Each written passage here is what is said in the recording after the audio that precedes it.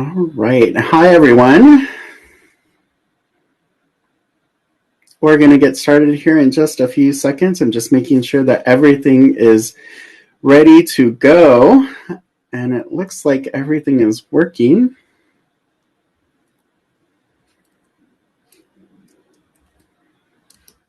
Can everybody see my screen? Awesome. Thank you so much for those reactions. I love those reactions. All right, we're going to go ahead and get started. My name is Andy Saldana, and welcome to the February 2021 New York Tech Meetup. This is the first New York Tech Meetup of the year, and we're so excited to have a fantastic program ready for you. Tonight we'll be featuring a presentation by the National Science Foundation and spotlighting 3 demos from companies that are past awardees. Before we get to the program, though, as always, I have a few thank yous and announcements to get through, and we'll get to the program in just a few minutes. I'll move as quickly as I can through the announcements. About New York Tech Alliance, we are a nonprofit organization here in New York City, driving access, equity, and inclusion in the New York Tech community to make it the most diverse and dynamic ecosystem in the world. We encourage you to learn more about us at nytech.org. And again, my name is Andy Saldana. I'm the Executive Director. A quick statement about privacy. We are videotaping this event as well as live streaming it on YouTube. And we will be using the recording as well for our archive. If for whatever reason you want to be on screen during the community announcements or during the Q&A, just be aware that we are capturing your video and your photo, your screen. If you don't want that, you can always put your questions through the chat function or in the question section in the tool. We do encourage you to ask all the questions of the demoers during their presentation. The demos will be about 10 minutes in length, and then we'll be doing Q&A immediately following. Tonight's agenda, we already did the About New York Tech Alliance, so check. We're right in the middle of the thank you and announcements. Fantastic. We'll go through a few ground rules, and then we'll turn it over to Peter Atherton from the NSF for his presentation. Move right into the demo presentations, and then at the end of the event, if you have anybody in the audience has an announcement, a quick ask for the community, and you'd like to make that online, please feel free to share it in the chat, and we'll be sure to make those asks at the end of the event. Again, thank you so much to all of you for being here on this evening in February. I know it's cold all over the country, and it's amazing to be a little bit warmer than places like Texas. So that's odd, but also, again, thank you for taking the time out of your busy day and sharing this hour with us. A quick thank you to all of our wonderful annual partners that make the work that we do at New York Tech Alliance possible, supporting us in every aspect of the business. We encourage you to take a look at these partners, find out what they do, learn more about them on our website at nytech.org/partners, and see offers or engage with them in different ways. If you are interested in learning more about any one of them, we are always happy to make those connections. If you are planning a tech event and would like to list it on our website, please feel free to do so at nytech.org/events.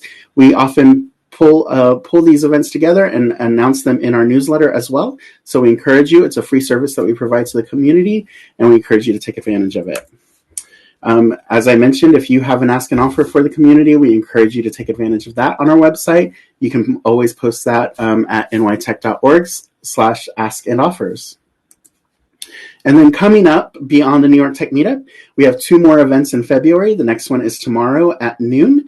It's a founder spotlight conversation with Win Kuni-Siant, the CEO and co-founder of Politicking, a really fantastic app that was created. We highlighted her demo at the November New York Tech Meetup in 2020, and I'm really looking forward to an in-depth conversation with her tomorrow. We encourage you to check it out. Again, that's taking place at noon. You can find all of the information on our website. And then on Thursday, February the 25th, we will be hosting an IP panel. So if you are a startup founder starting your entrepreneurial journey, have questions about IP and patents, this is a really fantastic panel for you to take part of. And it'll be an hour-long conversation with some phenomenal panelists. I encourage you to check it out. You can always find our events at nytech.org. And then we encourage you, if you like what you see tonight, like what the work that we're doing in the community, to support us however you can, whether that's RSVPing for one of our virtual events, signing up to the newsletter, becoming a supporter of a New York Tech Alliance, or making a small donation through our website. You can always find all of those options on our website, nytech.org/support-NYTA. And then my last ask of you this evening is that if you are looking to volunteer, we've launched a fantastic program called the New York Tech Volunteer Corps. And we are partnering with local nonprofits that need tech help to connect them with volunteers from the tech community. So we are working currently with 5 nonprofits doing amazing work and hoping to push some of those projects forward. So if you are a developer, a UX UI person, if you are a graphic designer, a project manager, product manager, we are looking for help. I encourage you to check us out. Check out the sign up form and put your name in, put your hat in the ring to volunteer with us. Really fantastic projects, everything from the League of Women Voters to Actors Theater Group and Grow NYC. So really great nonprofits that will be helping, and we need all the help that we can get. Thank you so much. And then that brings us to tonight's event, again, featuring a presentation for the National Science Foundation and 3 amazing companies from the tech ecosystem here in New York City that are past grantees and doing amazing work with phenomenal tech products. So you'll be hearing from all 3 of them later today. Before we get to that, just some few ground rules. Use the Q&A section of the Airmeet app to ask your questions, please, so we can find them as easy as possible. We are streaming this on YouTube, so if you have questions there, we'll be monitoring that section. We ask that you be present during these demos and that you be respectful as well. And again, thank you so much for joining us tonight. If any of you have ever attended a New York Tech Meetup in the past, you know that there's one question that we don't allow during the Q&A portion of the event. And that question is, what's your business model? And the reason for that is that, you know, there's plenty of events that really focus on that investor pitch style event. We really like to focus on the technology, the products that are being built and why they're being built, and telling the story through a more demo focused show and tell. So we hope you enjoy the event tonight. You know, again, fantastic lineup of amazing companies to put forward, and I will turn it over with that to our first presenter, Peter Atherton from the National Science Foundation.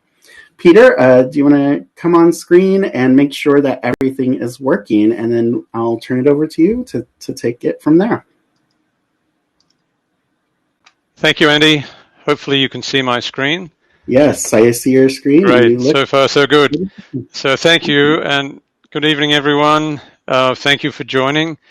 So I'm going to be talking over the next few moments about a program at the National Science Foundation, which is aimed at funding high-tech startups and small businesses. This is the SBIR STTR program. Before I get into that, though, I'd just like to talk a little about the National Science Foundation. I'm sure most of you are familiar with NSF, but I just want to recap that NSF funds research across all areas of science and engineering, and also education, as a matter of fact. And NSF is responsible for roughly 25% of all federal funding of research across US universities and colleges. So it's a relatively small federal agency, but it's very impactful. So what I want to focus on in the next few minutes is the America's Seed Fund powered by NSF program. America's Seed Fund is the generic name which is given across the federal government to the SBIR STTR program. That's the Small Business Innovation Research and Small Business Technology Transfer program. At the National Science Foundation, the SBIR STTR program provides roughly $200 million per year in funding for high-tech startups and early-stage companies. So this slide is probably the most important slide of this deck, and if there's one thing I I think it's important to understand, it is the philosophy of the NSF SBIR program. So the aim of the program is to fund startup companies and early stage companies to develop new, transformative, leading edge technologies that have the potential to be commercially impactful and provide societal benefits. So there are three components to that: leading edge technology innovations, or deep tech if you want to call it that, potential to build a viable business, and most importantly, because this is public money, the potential for societal benefit, or if you like, national benefit, economic benefit. So if there's one thing that I'd like you to take away from this presentation, it is that that is the philosophy of this program. And if you understand that, you really understand whether or not an idea that you have may be a fit with the program. So the program has two phases of funding, phase one and phase two. We do not have, unlike some federal agencies, we do not offer a direct to phase two option. So any company that's applying to the program must first apply to phase one. And so a phase one project, for those companies that receive a phase one award, a phase one project is all about establishing technical feasibility of a leading edge innovation, technology innovation that you are proposing to develop and ultimately commercialize. I mean, the end result of all this will be commercialization. So a phase one project is for a duration of between 6 and 12 months, and the company can nominate what that duration is. And the maximum funding at phase one is $256,000. And remember, as I said, the purpose is to really establish technical feasibility of the innovation during the phase one project. So we don't expect companies in phase one to do everything. We expect companies to focus on de-risking the riskiest parts of the innovation that they're proposing. Companies that then complete phase one can apply for phase two funding, which is another stage and a separate process, and it's also a competitive process, just like phase one. And so the purpose of a phase two project is to continue the work that was done in phase one. So it's more research and development, but it's further towards the development end of the spectrum as opposed to the research end of the spectrum. And the phase two work should be aimed at developing a commercial ready product. And so the R&D that's undertaken in phase two would be aimed at building minimum viable products or prototypes, or undertaking pilot programs with potential customers, for example. So a phase two award is nominally for 2 years. The maximum base award amount is $1 million. And then companies that receive phase two funding can also apply for a number of different supplements. The largest of the supplements that's offered at phase two is what we call our phase 2B supplement. And this is a supplement for up to $500,000. And this supplement aims to match 50 cents in the dollar any third-party investments and or sales revenue that the company has earned since the start of the phase one award, which is a consequence of the work that we have funded, that NSF has funded. And so that's, as I say, that's for a maximum of $500,000. And so a company that goes through phase one, phase two, and takes advantage of all the major supplements at phase two will leave the program having received roughly $2 million, approximately $2 million in funding. So it's not a ton of money, but if you're a startup company, and I mean, I've been in this position, it is a ton of money, and it makes a massive difference. And one of the things we'd look at when we assess proposals is whether our funding will actually move the needle for the company. Is it going to be impactful for the company? So I made the point a moment ago that the program aims to fund startup companies and early stage companies. And I've got some stats here which were taken from a recent cycle of phase one applicants and awardees, which really emphasizes this point.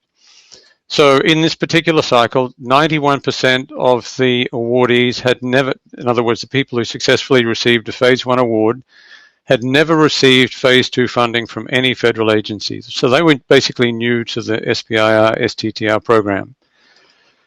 85% of these companies that received phase one funding had 5 or fewer employees at the time they submitted their phase one proposal. And in many cases, it's 1 or 2 people. So we do fund very small companies at the very earliest stage.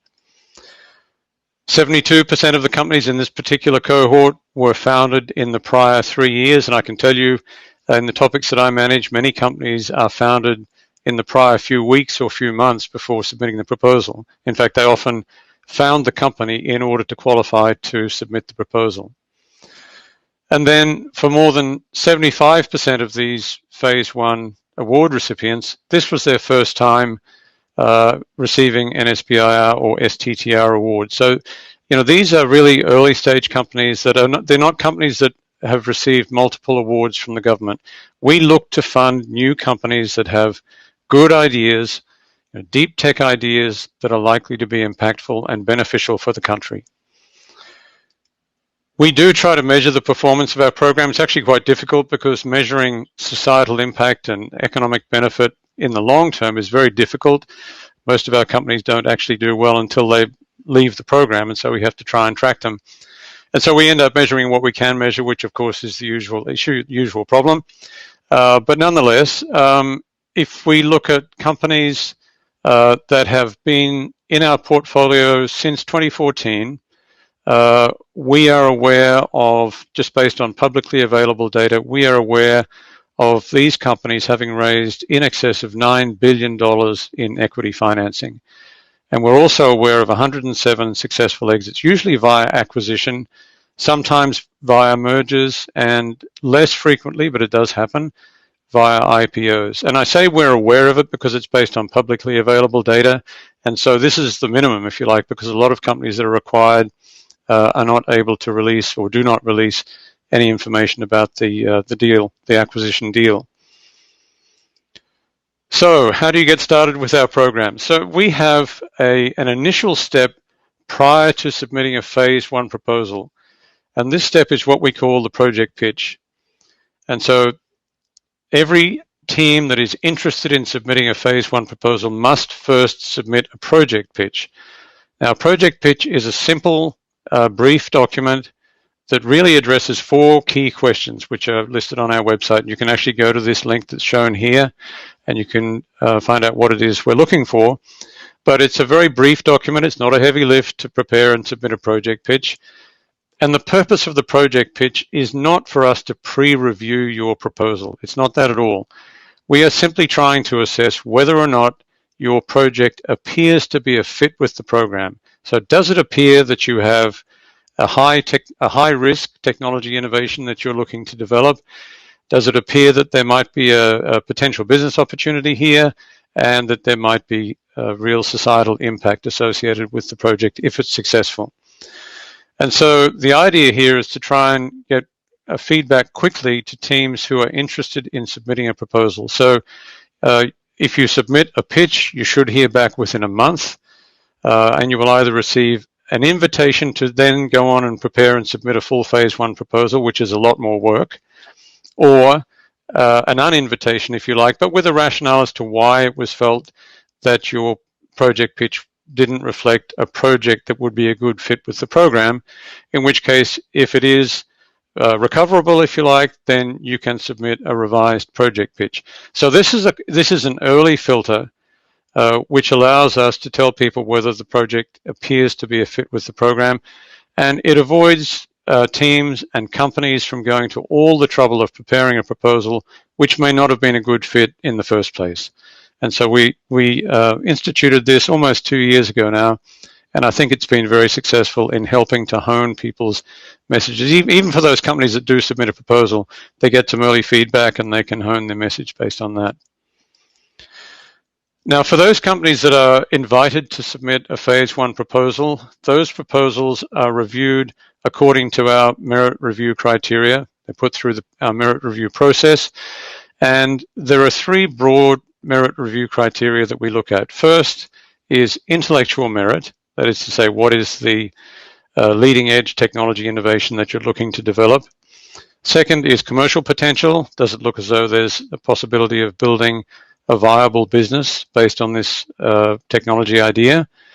And thirdly, broader impacts. And for us, that means, what are the societal benefits? What is the national benefit, the economic benefit, and so forth? So you can read the full review criteria at the link shown at the bottom of this slide if you wish. But really, if you boil all of those review criteria down, they will come down to what I just mentioned: intellectual merit, commercial potential, and broader impacts. And phase 1 and phase 2 proposals are reviewed by external reviewers. So we recruit people, experts outside NSF, to review these proposals and provide advice to us on the contents of the proposals. Now, one very important point to appreciate with our program is that because NSF is not a mission-driven agency, unlike, for example, the Department of Defense, we are not mission-driven, and therefore our SBIR STTR program is entirely technology agnostic. So we will fund, in principle, we are interested in funding any proposal that meets the review criteria, regardless of the technology space in which that proposal is presented. There are only two areas that I know of that we will not fund. One is drug development, and the second is clinical trials. Both of those are funded by the National Institutes of Health. So we do not fund those things, but everything else we will consider for funding, and we're much more concerned about whether a proposal meets the review criteria than what specific technical space it's focused on. So we're essentially technology agnostic. So in this slide, I've just provided some useful links. First is a link to our website for the program, and there is a ton of good information on the website. Second link is to a page on the website, actually, for applicants, and you'll find there's a lot of information there about the program if you're interested in starting the application process. The third is a link to the project pitch, so you can find out more about what exactly is required in preparing and submitting a project pitch. And also on that same page is a very detailed FAQ, and this will probably, this will probably answer a lot of the questions that you may have about the program. It's a very detailed document. So with that, I am going to stop. As I said, I'm happy to take any questions now if we have time, or if anyone has further questions that you don't have an opportunity to ask this evening, please feel free to email me directly. My email address is here, or you can send an inquiry into the general SBIR email address if you wish. So, Andy, that's it from me. Awesome. Thank you so much, Peter. That was really phenomenal, and a lot of information and really fantastic information. There's a few questions that are coming through the Q&A piece, so we'll ask them quickly. I saw a few. The first one is, are we going to be able to share the slides with the attendees after the event? Are we okay to post that on SlideShare? Yes, of course. That's fine. Awesome. Well, we'll make sure that that is posted and sent out to anybody who attended this evening's event. The second one was around equity, and I think that this is a very important piece to touch on as well. Can you speak to that piece a little bit? Is the question whether the government takes any equity in the company? Exactly. The answer is no. No, this is equity-free funding. So we don't take any position in the company at all. So our purpose purely and simply is to fund early-stage companies to go on and become nationally beneficial or societally impactful. That's really what the program is about. Fantastic. And there's a couple of questions here that ask about how many projects are accepted and how many, what's the percentage, what's the acceptance rate? Can you speak to that a little bit? Sure. So as I mentioned, we have two phases of funding, phase 1 and phase 2. The award rate at phase 1, I mean, it varies from cycle to cycle and from topic to topic, but typically it's around 15 to 20% at phase 1. And then companies that receive phase 1 funding and then go on to apply for phase 2, the award rate there is higher. It can be, as low as 30%, but as high as maybe 60%. Typically it's a bit under 50%, but it varies again from cycle to cycle. So at phase 2, of course, the award rate is higher, but the competition is stiffer because you're up against companies that have already been down selected from phase 1. So those are typically the award rates at phase 1 and phase 2. Awesome. And I think there's time for one last question. Let me see. I think the last question is about companies in the New York City area, and we're actually featuring some companies that were awardees in the New York City area. And I know doing a lot of my research at looking at companies, I was amazed. A few of the New York Tech Meetup alumni were actually grantees in the past. So it was really fantastic to see how active the New York City ecosystem is in applying for this program. That's great.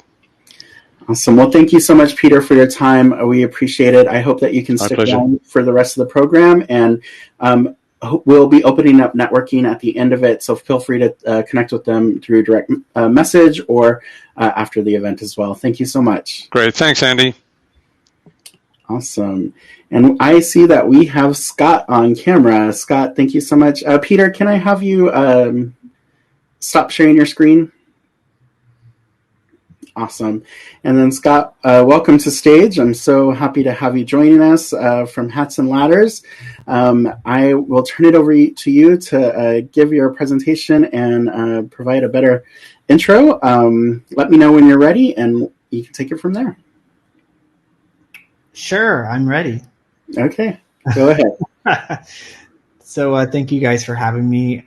It's definitely a pleasure to be able to chat with folks that are like-minded and get an opportunity to have the chance to network with some of you as well, which was fantastic to do for a few minutes prior. Yeah, as was mentioned, we are an NSF SBIR awardee, and so I'll talk a bit about that as we go through. But I thought I would start a little bit with a bit about me and the company. My name is Scott Brewster, and I am the co-founder and currently serve as Director of Partnerships for Hats and Ladders, and we are a career readiness platform for ages 14 to 24. So we work a lot with teenagers and kind of high school, mostly kind of that late high school band, 11th, 12th grade, as well as a lot of folks who are in early college. And so our goal is to encourage young people to be what we call career thinkers and doers, and be aware of the things and the small steps that they can take now that will help them make giant strides and steps later on in their life. So we understand that self-awareness is a big part of that, and so we work with our young people to be aware of kind of themselves and who they are, and maybe what careers that might connect from those experiences, and then we help them set off on an opportunity to build skills that might connect more with those choices that they make now and in the future. A little bit about me. I am a New Yorker currently. I've been here for 11 years. I don't know if that's long enough to say I'm a New Yorker, but I'm here in the region, so I am available if anyone wants to reach out. I moved to New York and was co-founder of another organization, and as luck would have it, I met some amazing people. New York is just full of amazing opportunity to network, and we developed this career readiness platform kind of as a side project. So we both kind of had our own thing going, and it took off. We pitched to the Michelle Obama sponsored program Reach Higher, which was in conjunction with the Department of Education at the federal level, as well as the Office of Technology at the White House. So this was in 2015, and we were the winners of that competition. And from there, obviously, with the stamp of approval from Michelle Obama, it was sort of kind of a snowball from there in terms of kind of our evolution and kind of our growth. And so we've been fortunate enough to work with a lot of great companies in New York and in the Northeast. And as you see here, we have our NSF and both the Department of Education symbols on kind of our partner list. And we do, as I mentioned before, have a phase. We got a phase 1 from NSF that led to phase 2, and we currently have become eligible for the phase 2B matching fund. So we did that all through revenue, which we have not had to have any outside investment in our company so far, other than what was brought to us by the partnership with NSF. So that is just another bit of information. currently, kind of our biggest footprint is in the New York City region. And so we work, as you see in the blue strip at the bottom down here, with the New York City Summer Youth Employment Program. It's a lot of kids. And so we understand that this is an opportunity that will help them figure out kind of what that next part of their life is going to be like. And so the commitment to be able to work with kids from all kinds of backgrounds is important to us. We are a mission-driven organization, and we strive to reach kids that otherwise may not have the opportunity to see the breadth of careers that our platform can provide for them. Our platform is made up of two aspects. We have a youth-facing app, so the young adults and teens who use the platform can use this and drive it on their personal smartphone, or they can use it on a computer.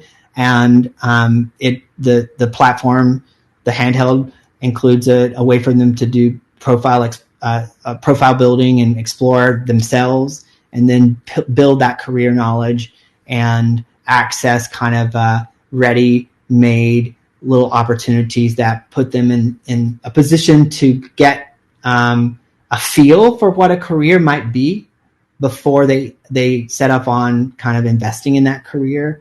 And so that's one important part of our platform. And then obviously we have something on the side for educators, the dashboard, which could be something that's driven by a classroom teacher, a school counselor, or even a college and career counselor, or a college advisor, or a mentor. So that includes kind of like extra lesson plans and supports and things that kind of maybe the younger youth would need, and then things that are a little bit more for guided towards older youth, and that would be like maybe discussion prompts that you might use with young adults and so forth.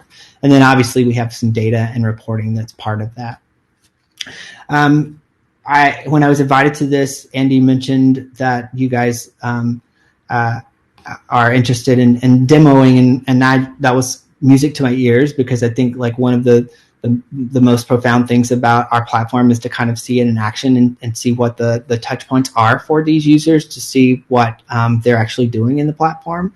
So I'll show that in just a second. But as an introduction to that, I just want to mention that inside of our program right now, we have about 75 plus hours of ladders, which are the skill building elements that are inside of our platform. Before COVID, those might include things that are inside of our app, plus we call them go places, so things that young people could do in their community and kind of do real world activities kind of out, and that will eventually make its way back into our platform in a more profound way. And then we have hats, and currently we have 221 careers or hats in our platform. Our hats and content comes directly from federal data, because we do have such a strong connection with kind of like the things that are happening at the Department of Labor and the information that they put out that is accessible for everyone. We knew that it was important to use that information, but we've distilled it down to a format that's more useful and engaging for younger audiences. And so now let me switch over to the platform, and I'll do a quick demo of kind of all these components that I've chatted about.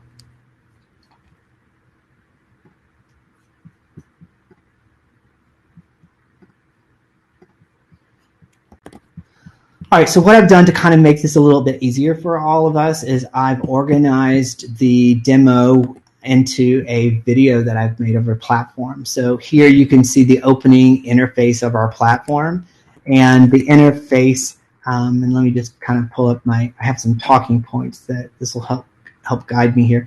But you'll see the very first thing that the user will do is they will do a little bit of goal setting. So here they're asked a question about like their competence and their ability to find a career that fits. And so they're asked some questions, and those questions then lead them to kind of the opening sequence where they're put through a tutorial. They learn how to build their profile. That's that self-exploration part that's so critical before you're set out to look at careers that potentially might be a match for you. And then there's the climbing ladders aspect that I mentioned, where you're doing the skill building. In our platform, ladders can be either more cross-cutting types of things like communication, assertiveness, computer literacy, information literacy, and things of that nature. But it also can be very career specific as well. And then obviously the hats, which are the careers that they explore. The homepage of our platform, you'll see that we use a game-based structure. You see on the left side, we have 0 XP. You're in level 0. So we use mechanics and devices that we feel that are engaging and motivating for our end user, because that ultimately is important to keep people of the age band that we're targeting, to keep them engaged. And so that's important to us. And so I'll show you a little bit of how that profile building works, which is really the first thing that they do. We use a swipe mechanic. And so just like some of the dating apps that we may know and love or love to hate, we have the swipe up if you're unsure, swipe right if you liked the statement, and swipe left if you don't like the statement. And these are essentially statements that relate to things that you might like, your interests, your strengths, and to what degree those connect with you. If any of you are familiar with like some of the vocational psychology touch points, such as and devices, the assessments such as the Holland type or the strong interest inventory and some of that, you might recognize some of this as part of that, because it really is built on some of those vetted systems as well.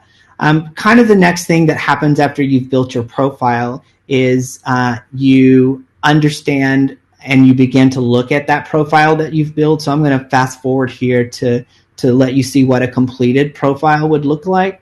So once I'm back to the homepage, you see I have 30 experience points now. I can view my profile, and you see I have these circular bands that are half filled based on where Hats and Ladders has discovered my personalities lie. So I'm mostly a persuader, and that is true for me. I'm next an organizer, helper, and I'm the least of my personality types is creator. So if I click on these, I learn more about what these statements mean. And even for the adults that use our platform, I love to like talk to them about what these really mean to them. And I work with them to actually refine, for example, their personal statement on their resume by using the words that show up in these, because that really will help them reflect on who they are as a person. And even like, adults that have had resumes that, they've revised and rewritten for 20 years will, could learn from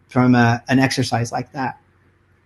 So afterwards, they, go through this exercise again. There's at least about 6 of these that they go through, because there's a little bit of, there's research that shows how many times you would have to do this for the system to have enough data on you. So that's a kind of a big portion of it. But eventually, I'm going to skip forward to the next kind of big major component of Hats and Ladders. Eventually, you get to the point where Hats and Ladders does know enough about you, and it can start giving you personalized things to do. So this is our ladder courses. So you think of it like a college course or a high school course within each ladder course, and they range in topics from career exploration to job seeking, which might be interviewing or resume building or job hunting and so forth, to professional relationships, which could be networking, financial literacy, civic engagement, and so forth. And so the users are asked to complete groups of ladders based on each of these. And it's essentially a micro-credentialing system for those cross-cutting skills that many people, or that all of us really need to be successful in the workplace. So that's kind of where they start. And so these are in the format of ladder courses. And inside ladder courses, obviously, live what we call ladders. And so I'll demonstrate quickly what a ladder would look like. If you're in, for example, the topic of civic engagement, you would click, you would get a brief description of what it is. There are videos that you can watch that will tell you and give you more detail. Some of our videos are produced by we have a partnership with WGBH, which is the PBS affiliate in the Northeast Boston region. And then some of them are videos that we've licensed and or used that are open source. Next up, we do have opportunities for young people to do some reflection. So they'll type and write about their experiences and reflect on it. And then we also have opportunities for them to engage in mini games, because after all, we are a game-based platform. So here young people can, a lot of times it's like a branching tree exercise, but there's different opportunities that are a little bit more dynamic and a little bit more engaging than just some of the things that you might expect from just watching a video. It would be very static and so forth. So that is kind of like the overall structure of kind of like the skill building aspect. Eventually, young people get to what is kind of like the heart of Hats and Ladders, which is the career exploration. So if I click forward to this moment in time where you see that I am clicking on at the top of the screen where it says Browse Ladders, and then notice this is next up in career exploration. I can actually start exploring hats or careers that are based on my personality type. So my third highest personality type was a doer. So I'm first given a set of careers that might match to me because I'm a doer.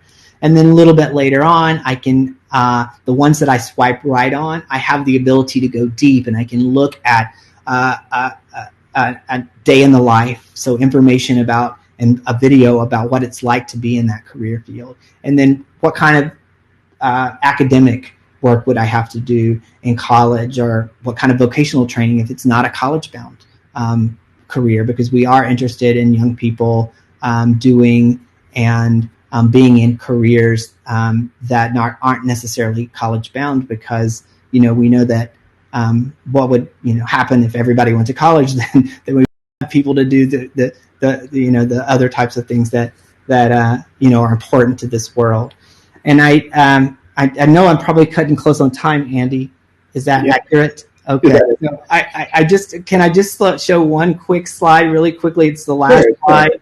Yeah, and I wanted to show this last slide because it just talks a little bit about I'm going to call it our ask, but really it's our alignment with the community. We are certainly in a unique position, especially here in the city, to kind of introduce careers to teens and young adults throughout the city. And so it's important to us to build partnerships and to align with community who share the mission of doing the same thing. And certainly you guys, many of you, not just in the city, but in the state, I would love to kind of keep the conversation going with some of you to talk about maybe an alignment there. And obviously we are also looking to diversify our staff. And so that's another ask that we have as well. So, and I have one more quick thing to say, and that is if you want to talk to me about the SBIR process, please feel free to email me to scott@hatsandladders.com. Awesome. Thank you so much, Scott. I'll ask Callie if she can put in your email address into the chat to share with the audience as well, and your website and your social media handles as well. Fantastic presentation and such a fantastic product and platform. I've been a fan of Hats and Ladders for quite some time, and I know that we met a couple of years ago, so I'm really happy that we were able to reconnect and get you in front of the community. There's a couple of questions that will be coming through. If you have a question for Scott, please be sure to put it in the questions section. We'll have time for a couple of questions. One that came through is asking about 22 to 24-year-old, and is there any, are you thinking about maybe college graduates as well? I know that especially during this time, there's a lot of college graduates who are out of work and looking for that career readiness piece. Are you thinking about that population as well?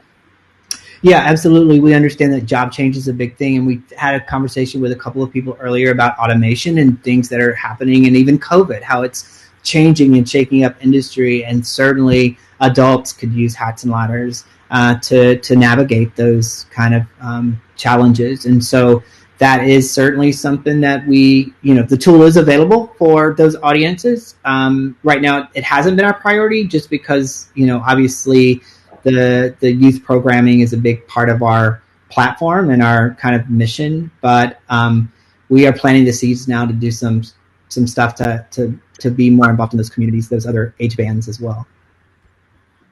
Awesome. I see that we already have Remus on stage, so we're getting ready for the next presentation. But going back to this, you said that it as the user uses the app more, and it creates that personal profile.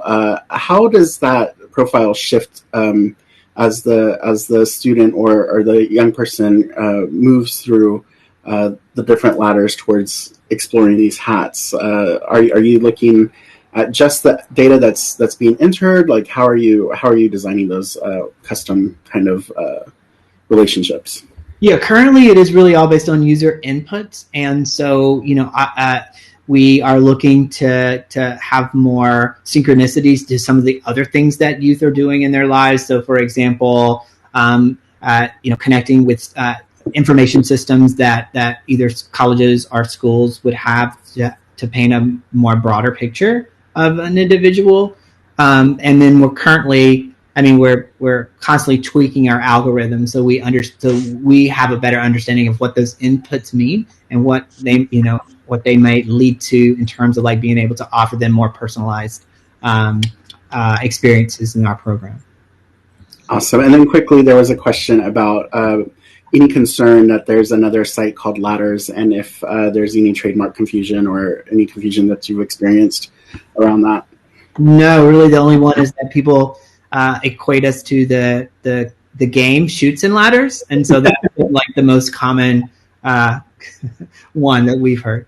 Awesome. That's a great segue and promotion point for if you have questions about IP, check out our event that's coming up on February 25th. But thank you so much, Scott, for that presentation. Always great to connect with you. Please stick around. Scott will be available via chat if you have any other questions for him or need some advice on how to navigate the NSF process.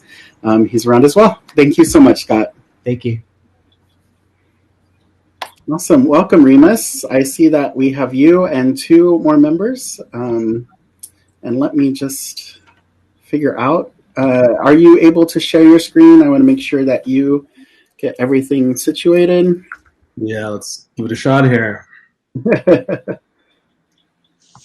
Are you able to see a slide here? It is up. Yes, you're all good to go. So if you're ready, I will turn it over to you.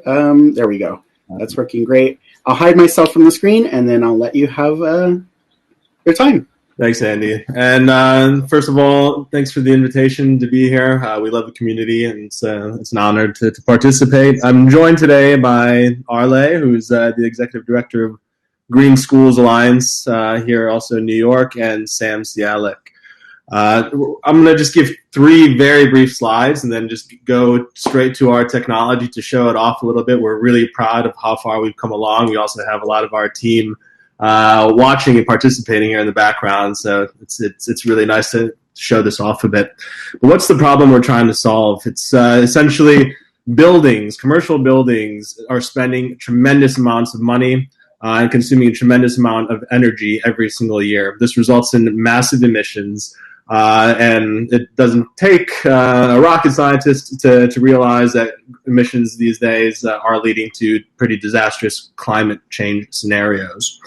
So Malka is embarking on a really, really ambitious mission, and that's to develop programs that allow buildings to be improved at massive scales, to be more energy efficient and yield less carbon emissions.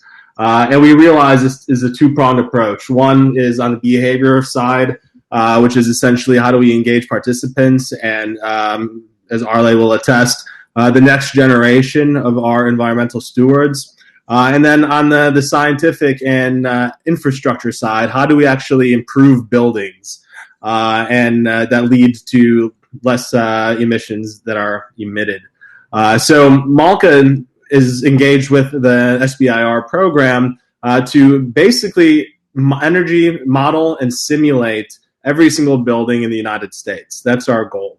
There's proven studies here that say that by energy modeling of buildings leads to strategies that are 68% more effective in reducing energy and by extension carbon than traditional approaches. So if we can get energy modeling technologies into the hands of average users, average building owners, average building managers, then we're in a much greater position to actually impact massive change across not just our country, but around the world.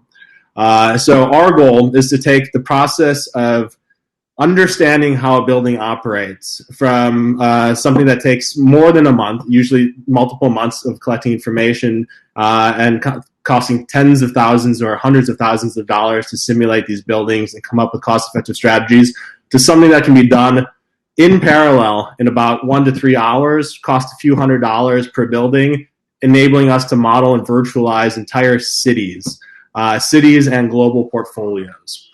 So that's all I'm going to say in terms of the background, and I'll switch to the screen to get to the demo here. Is my browser just being shown?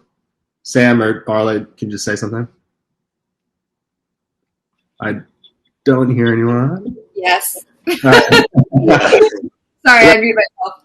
Thanks, Arla. Yeah, no problem. So the challenge of actually modeling every single building or virtualizing an entire city is massive. And it comes down to process management, data management, and actual scalable technologies. So I've logged into a single client as an administrator or energy provider. I can have access to hundreds of clients at a time, which could be cities and everything.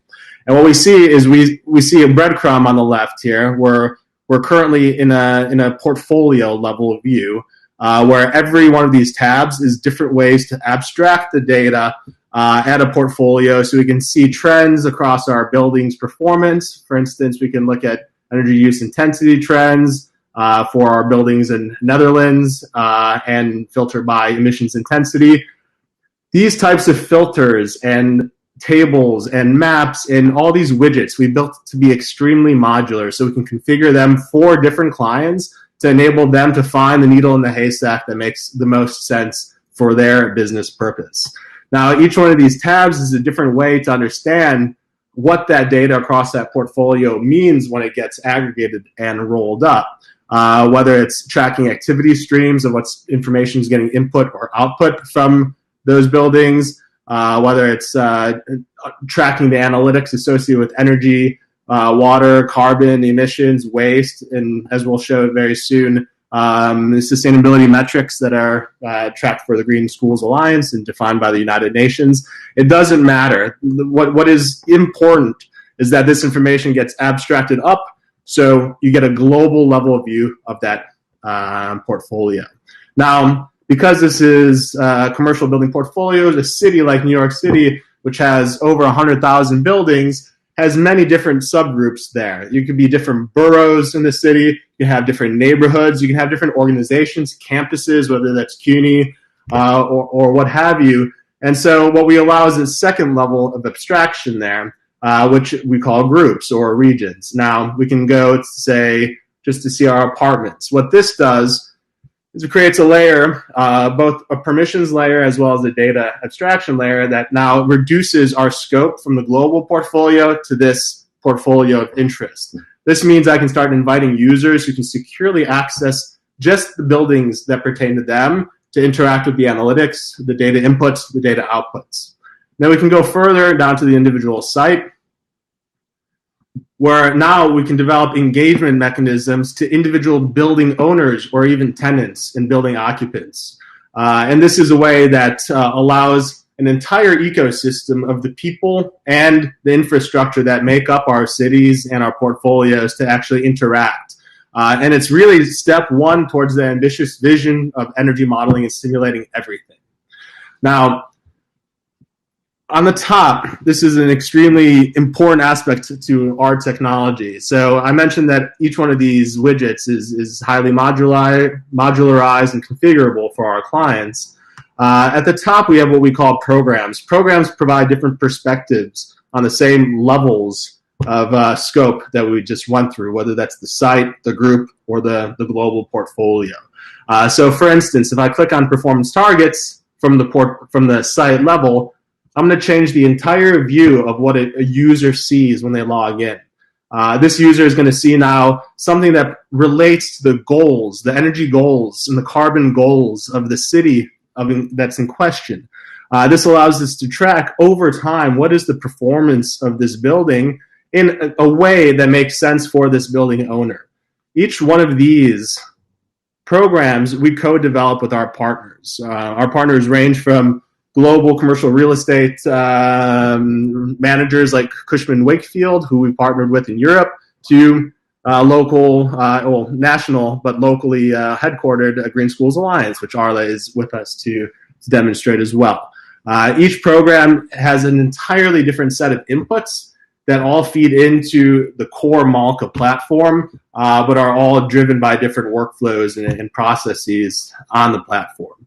And so this allows us to co-manage the goals and the targets from one group to the actual inputs in the raw data and accounts and waste streams and whatever you want to track on the resource level from another program. And then to go into the Green Schools Alliance program, a very different set of metrics. These are 53 metrics that the Green Schools Alliance worked that are based on the UN Sustainable Development Goals. And very interestingly, these are developed for schools, K through 12 schools, in order for them to integrate sustainability into their organizational practices, their physical space, and their educational curricula. So what we've developed is a very modular survey that takes those 53 metrics, allows a building level user, whether this is a teacher, a student, or a group, to actually log in. They can track their progress of actually completing this survey. They can go in, explore what each question is. This is also gamified, similar to what we saw in the previous presentation. So we can say, if I answer tier 2 here, I get 7 points. Tier 3 is 15 points.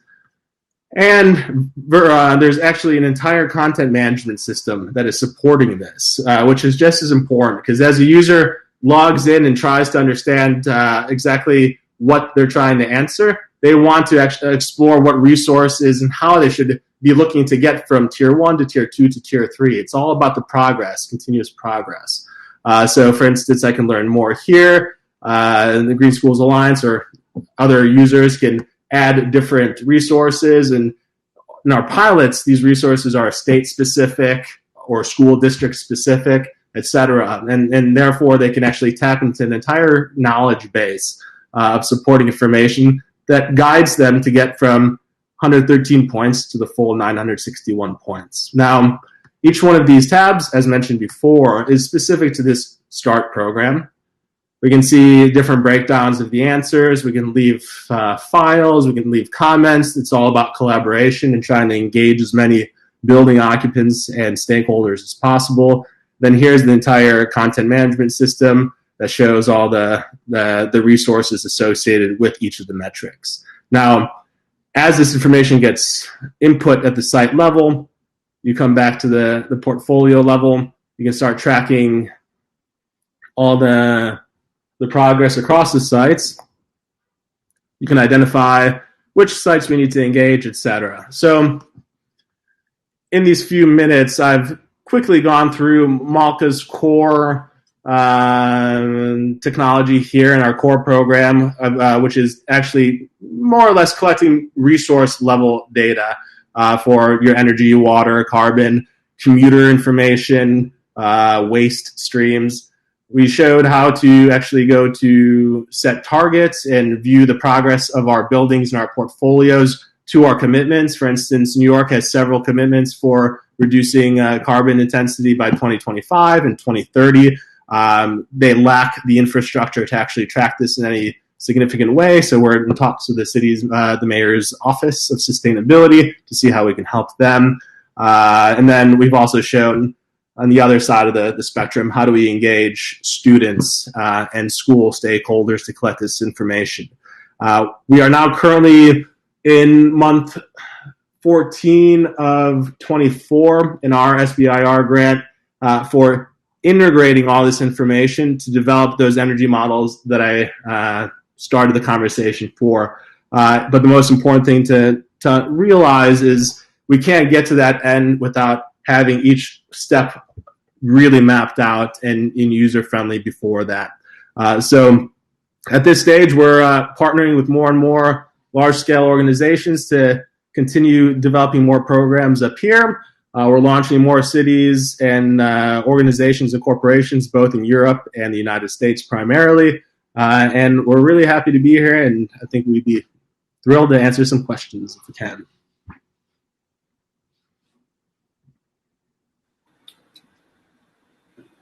All right.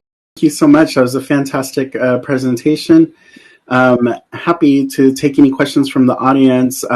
And I know that one of the things that caught my eye with Malka is that this integration between the statistic piece, the data piece, and how you're using it to influence some of the culture conversations and curriculum. Can you talk through that? I know that you said that it's unique for every partner, but can you talk through how you work that out with a partner quickly? Yeah, no, absolutely. So when I say unique to every partner, that's really just the details, but the structures and the patterns are almost always the same, right? In terms of how you want to collect information across the portfolio, how do we actually integrate high resolution data with very low resolution survey data.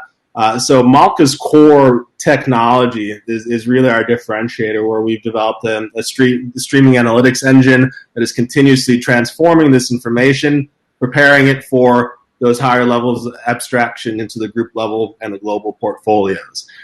So anytime we work with a new partner that says, we want to do this type of data transformation and understand it for, say, 3,000 buildings at a time, that we can integrate that into our system very simply, very straightforwardly, as opposed to somebody who might build an entire product just for that.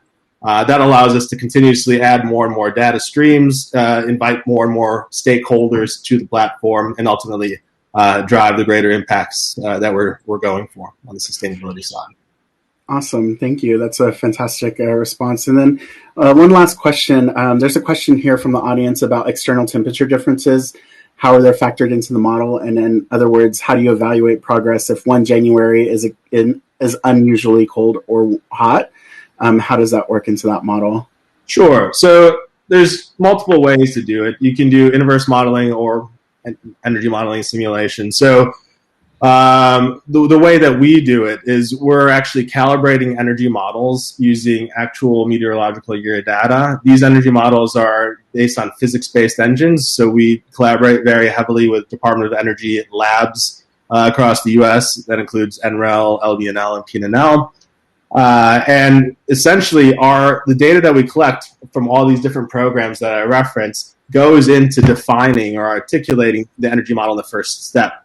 The second step takes in those weather files, which are the true temperature and precipitation and every other influencing factor of those building operations, and fully calibrates that model using some pretty neat machine learning processes that reduces the time of calibration from days to a few hours. And then we run climate year data, which is like 10-year averages, to come up with different scenarios that say, okay, if I swap my incandescent lights with LEDs, what is going to be the impact in our ROI based on climate year data rather than our actual year historical data, which we use to calibrate those models. So everything is fully taken care of there. Awesome. Thank you. Those were fantastic answers. Fantastic presentation. And thank you so much for the presentation. Very quickly, what is your ask for the community? What is it that you need? Our ask is we're looking for any introductions to any city stakeholders, corporate stakeholders who are looking for to launch sustainability programs related to their commercial buildings. Whether that's school districts and our partners at the Green Schools Alliance, cities like New York or smaller cities across the U.S., or just organizations that are leasing or owning buildings. We just want to try to start working with as many people as we can. Awesome. Thank you so much. Appreciate your time, and please interact with the chat as much as you'd like. Thanks. Awesome. Hi, Helen. I see that you're on. I think you're muted. Oh, yeah. Hi, everyone. Thank you so much for your patience, Helen. I know that we're running a little bit over time, but I'm so glad that you're here to joining us today, and excited to see what Insight Finders is all about. Can you share your screen and make sure that everything is working correctly? Sure. Yeah, let me try. Can you guys see my screen? It's loading now. I see your screen. I'm going to go ahead and hide myself and take it away. Right. Thank you so much. Good evening, everyone. So my name is Helen Gu, and I'm the founder and CTO for Insight Finder. So we are actually bootstrapped by NSF SBIR grant. We started as a 2-people company in Soho, New York.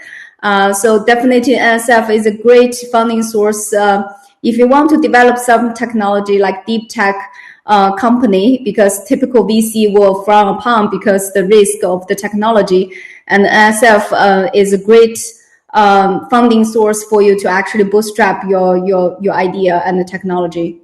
So so what Insight Finder does is to help the developer, DevOps, and data scientists solve the hardest problem in today's IT infrastructure. So we are developers, DevOps engineers, and data scientists. We are solving the hardest problem for DevOps and developers and data scientists. So the problems we look at, including the first is that when you manage the IT infrastructure, particularly any operations, and you often deal with this fragmented view from data from all kinds of sources, right? You have your log data coming from your Splunk or Elk. You have metric data coming from Prometheus. You have service ticket data coming from ServiceNow. And so all kinds of data, like we can imagine this is like a data tsunami happening in the IT management domain. So it caused a lot of challenges how to actually pinpointing problems when something happening. And the second issue makes things worse is that we have a lot of manual thresholding alerting tools, which create a lot of alerts.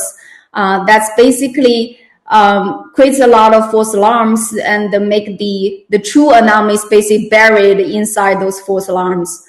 And the third problem, the consequence of this fragmented view and alert fatigue is that it has a very long time to diagnose problems, and a lot of problems are still fixed manually, and which both creates the brand damage to your company and also cause financial loss for your company.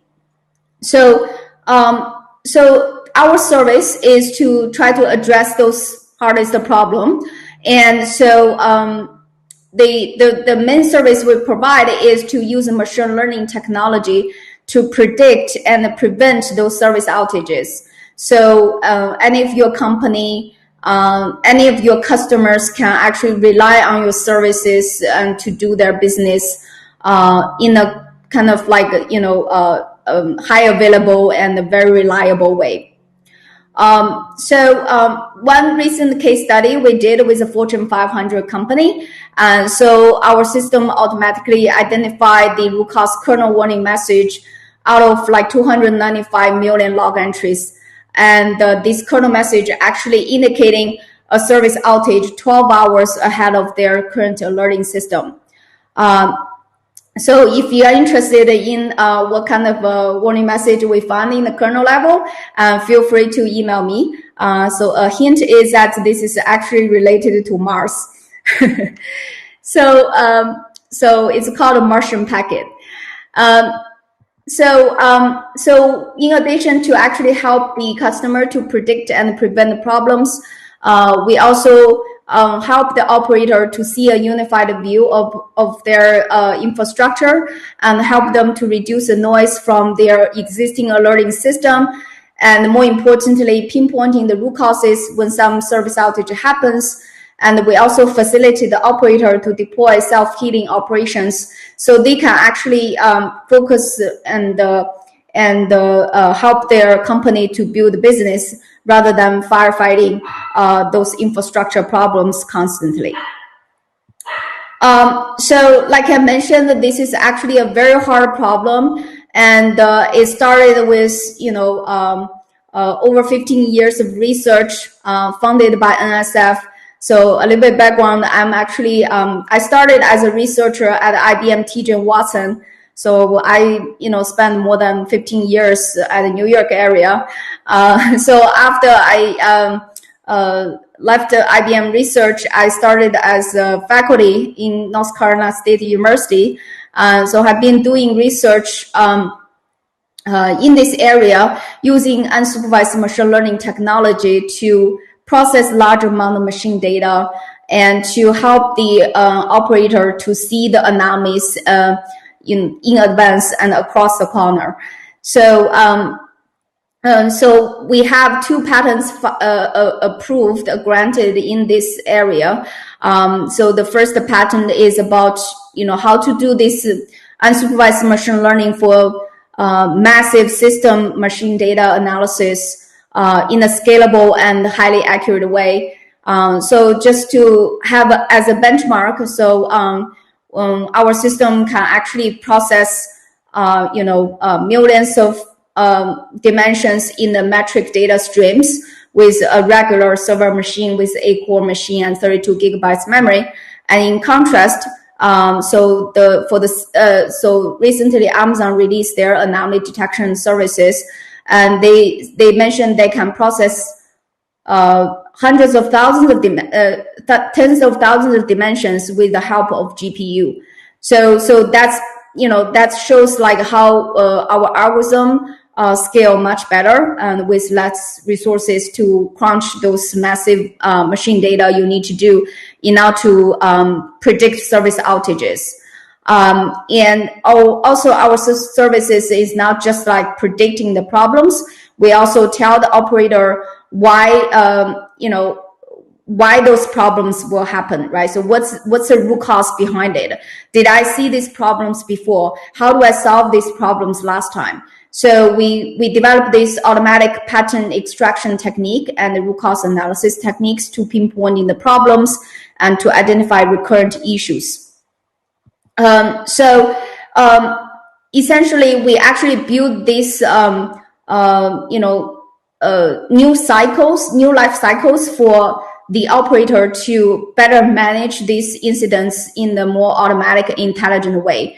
So we started with predicting incidents, and which gives the window of opportunity for the operator to investigate those problems before their service went down, and also give them sufficient time to remedize the problem before their business gets impacted, and executing those prevention techniques in the easy, kind of smooth way. And then we also provide opportunities for the user to provide the feedback about, the root causes and the predictions we produced. So the system can continuous learning from the user to provide a continuously self-learning improvement.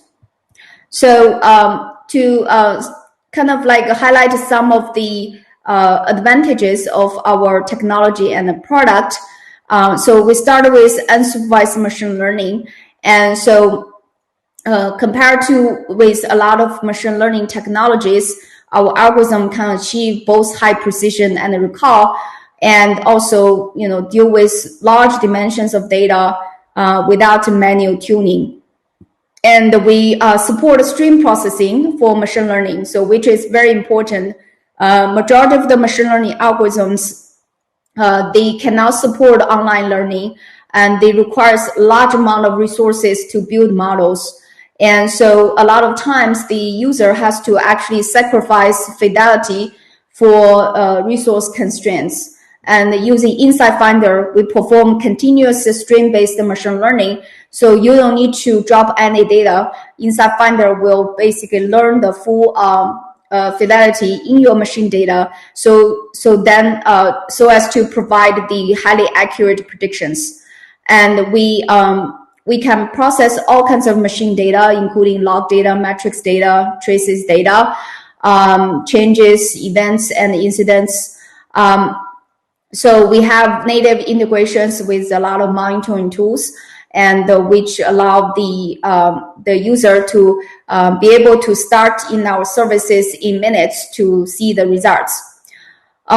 So in addition to actually provide this unsupervised automatic machine learning, we also realize, human are very important part of this incident management, and we don't want to actually just rely on the machine intelligence to analyze this data. We want to incorporate the human intelligence into machine intelligence to achieve more powerful analysis and the prediction. So that's the idea behind our technology of active learning, to learn the feedback from all kinds of user behaviors, and to combine the human operations, the intelligence, the empirical knowledges into the machine learning model. So we have been working with Fortune 500 companies as well as small startups.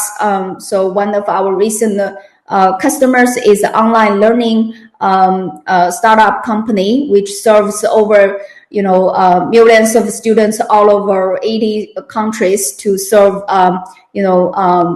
K to 12 students to learn science.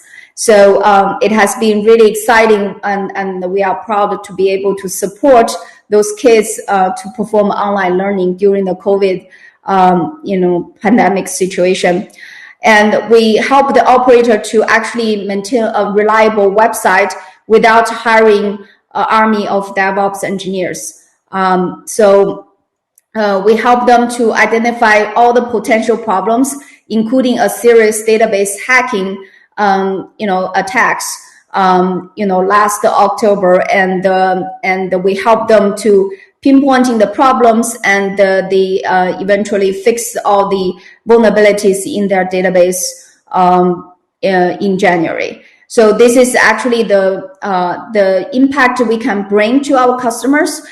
We can help them to predict the problems, identify potential vulnerabilities and problems in their applications. So so this is the overview of our product, and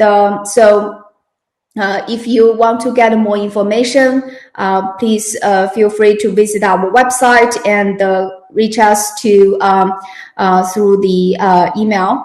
And I will also show a quick demo to highlight what's our product looks like.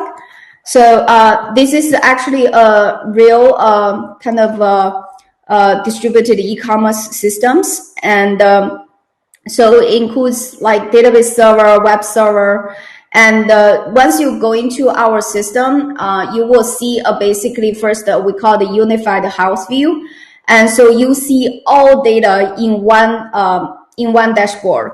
So on this dashboard, you will see basically the deployment information. When you have the software committed to your production environments, you will see basically the overall house conditions.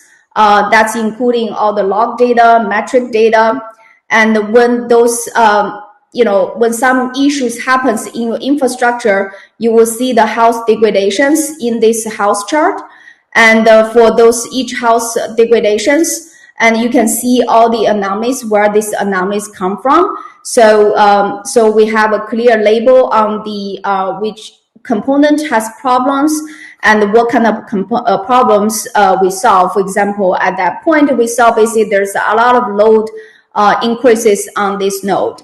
And we also see some exception logs happening on that server. So those red balloons represents the incidents, the service outages we actually detected. So eventually, in this case, is that we want to highlight, okay, so if we can predict something, and then we can completely avoid those outages and degradations. So to demo the impact, we basically show the cases if without any prediction, you will see the house degradations of your system and eventually leading to your service outages. If you have the Insight Finder to help you watch the system health, and like this case, right? So when a buggy deployment released to your production environments, we actually predicted something happen, and we also triggered action automatically to reverse the buggy deployment. And so this one showing you all the details why we actually raised this prediction, because we identified this buggy release got deployed to the production environments, and we also see a CPU load increase on the core server. So we predict, okay, some service outage will happen down the road, so we should actually quickly reverse this buggy deployment. So now you can see the house actually stay at 100%, and there's no actually outage happens. And you see this gamma basically tell you, okay, what actually, when we trigger the action and we continuously evaluating the health condition of your system, and you can see this incident actually got fixed. So this is actually is a live system right now, and you can see this kind of shrinking balloons, blinking balloons here. This represents the prediction we are making into the future. So this is the current time. This is the GMT time, and this is basically what we predict in the future. So the green zone represents the future. And at this point, we saw this buggy deployment. We predict something will happen, and you can actually click on the balloon and see what actually we're predicting. And so you can see, oh, we saw this, problematic commitment, and we predict something there's a load increase on our core server will actually bring down our services, and then we trigger the actions and to reverse that. So this is actually a real incident we help our customer to solve in their production environments. And you also can actually see kind of a inside dashboard for your system. So this will give you actually the overall health chart, like the health trending of your system, and see how your system actually the health condition changes over the past 7 days. And we also highlight how many incidents we actually predicted, what is the top incident patterns, and how many severe incidents happened, and how many of the alerts we can suppress, what is the top root causes, services and the problems. We also computed the downtime savings for you by actually calculating how many incidents, critical incidents we help to successfully predicted and fixed. And we also help to show you the benefit of how many redundant alerts we help you to avoid recurrently happen, and recurrently to perform troubleshooting over them. So this will give the operator a very clear view on what's the overall situation of their system, and what's the health and the benefit we can bring using machine learning AI technology to automate the infrastructure management. So your DevOps engineer and the developer can actually focus on building your business rather than worrying about your infrastructure. So this concludes my presentation. I will be happy to answer any questions. Yeah.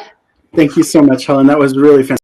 Such a powerful tool you have at your fingertips, and really fantastic benefit for a lot of companies. And I love that you talked about how it can help Fortune 500s all the way to startups, and how you're really streamlining that DevOps management and other functions of the ecosystem. You answered the question I had. I was like, so if you get all this data, you're aggregating it all, and how are you actually serving up recommendations or predictions? And so you answered that really well in the last part of your presentation. So thank you again so much for that.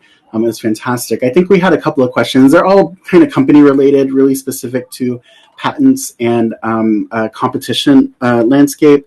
I had a request to bring Dan on stage as well. So I'm going to invite him to stage, I believe, and then I'll let you and Dan answer those questions.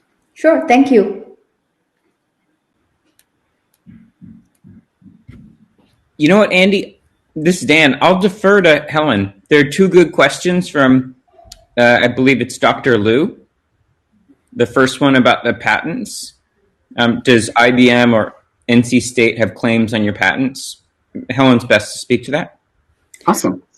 Yeah, so we have the first patent. It's actually owned by NC State. So this is so I'm a faculty at NC State, and the initial idea coming from the research I did at NC State. So so university owns the patent, and I'm the inventor, and we basically license the patent from the university. Awesome. And then the last question was about the competition landscape besides Amazon. Like, who is the competition that you're seeing in this space? Yeah, it's definitely a very hot area. So a lot of companies trying to get into this AI ops space. So the like vendors, for example, Datadog, Splunk, and New Relic, they all have certain, like ServiceNow, they all have certain kind of intelligence product in their solution. The problem is we saw is that all those solutions are basically focused on one type of data, and we are vendor neutral, and we work with our customers on all kinds of monitoring tools. We are not biased to any particular tools, and we work with open source community. And so, so that's basically the position we take in the market, because we see is that we don't want to actually make this technology to actually bind to particular data sources or particular company. Yeah. I love that answer, and really fantastic again. I really appreciate you taking the time this evening to share the technology with us. And again, thank you to everyone else. So thank you so much, Helen. Thank you, Dan, for joining us for that briefly. And with that, I just want to say thank you to all of our demoers. Please feel free to check them out. I've put up the graphic with their information, the websites, social media handles. Please interact with them. And that is the end of our demo program. I'm going to see, is there anybody who wants to raise their hand and have an announcement for the community? If not, we'll go ahead and move right into the end of the session. Thank you. Yeah. Thanks, you. Andy. All right, I think that's a no. So thank you so much to everyone. Please feel free to continue chatting and connecting in the networking lounge. And thank you so much for making this such a wonderful first meetup of the year. Really fantastic technologies, fantastic presentation by Peter at the National Science Foundation. We encourage you to check them all out. Check us out at nytech.org, and we hope to see you at our future events. Have a great evening.